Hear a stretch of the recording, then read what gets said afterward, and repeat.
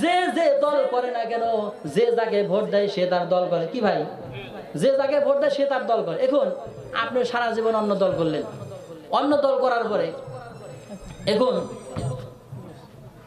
আপনি মারা গেছেন, কবরে যাওয়ার পরে কার নাম রাখে? রাসূলের নাম বলে কিনা? বিসমিল্লাহি ওয়া বিল্লাহি ওয়া বিসাবিলিল্লাহি ওয়ালা মিল্লাতি রাসূলি, রাসূলের দলে দিয়ে গেলাম। তো রাসূলের দলে দিয়ে যাওয়ার পরে এখন সারা জীবন করছেন অন্য দল, রাসূল নিব? উদাহরণ দিলে বুঝবেন, বাংলাদেশে যারা আওয়ামী লীগ করে বর্তমানে যারা, এই লোকগুলো যদি বর্তমানে বিএনপি বা জামাত অফিসে যা বলে, ভাই আমি তো বিএনপি তোমাদের সাথে আছি, তোমাদের সাথে বিএনপি করি, জামাত করি, জামাত বিএনপি লোক মানবো?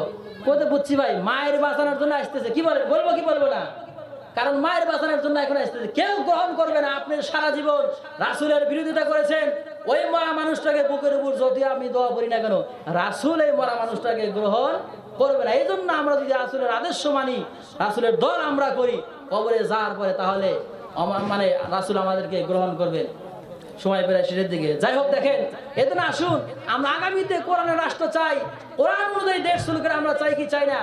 আজকে বাংলাদেশের জালেম সরকার শেখ হাসিনা পালাইয়া চলে গেছে, আল্লামা সাইদি পালায় নাই, এমন কি খালেদা জিয়া একবারে বয়স্ক 80 বছর বয়স, কি বলেন?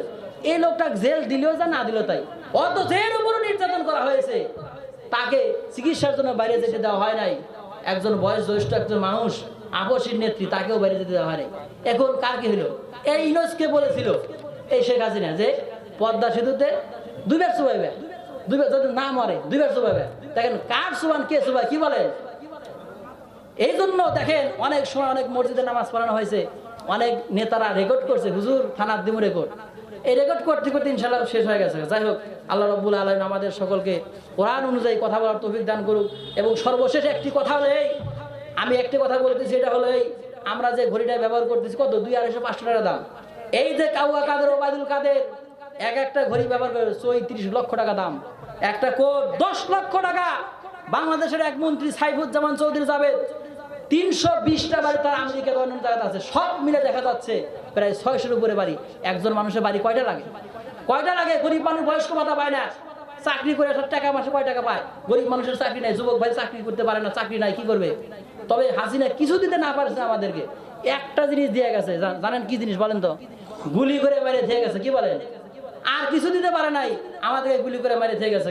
আল্লাহ রাব্বুল আলামিন আমাদেরকে আগামী দিন পর্যন্ত যেন আমরা সকলেই কোরআন অনুযায়ী, আমরা পারিবারিক জীবন, সামাজিক জীবন, সব জীবন যেন আমাদের কোরআন অনুযায়ী হয়।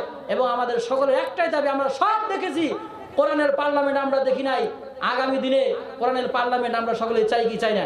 আজকের মাহফিলের প্রধান আকর্ষণ, প্রধান বক্তা আমাদের মুরব্বী মুফতি বদরুল সাহেব আছেন, উনি আলোচনা করবেন। আমরা দোয়া করি আল্লাহ রাব্বুল আলামিন হুজুরের মুখ দিয়ে সুন্দর কথাগুলো বের করে দিক, যেন জাতির এবং আমাদের সকলের দুনিয়া এবং আখিরাতের মঙ্গল কামনা করছি।